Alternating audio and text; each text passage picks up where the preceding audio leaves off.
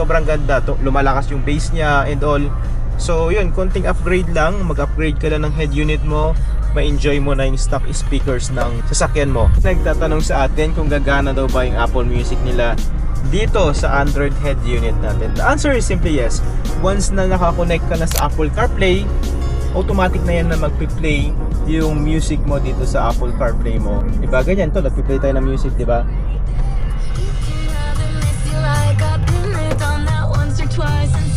One more thing guys, no, pag nag-upgrade kayo ng Android head unit nyo, kahit na stock yung speakers nyo, gumaganda talaga yung speaker nyo. Like 30% mas maganda kaysa sa stock na head unit nyo. So hindi mo na kailangan magpalit ng speaker. It is more than enough guys. Lalo kung hindi ka naman audiophile or yung hindi ka yung parang pihikan sa music, it's more than enough. Sobrang ganda to, lumalakas yung bass niya and all.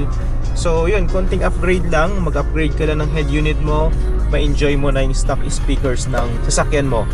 100% lahat ng customers namin, yan yung feedback sa amin na sobrang gumanda yung sound system nila nung nagpalit sila ng ESD Android head unit. So yun, if you have more questions, please do message our page. Itong unit na to, 4GB RAM, it's 10990, comes with the reverse camera, tapos panels. So lahat na yun kami na mag-install. EST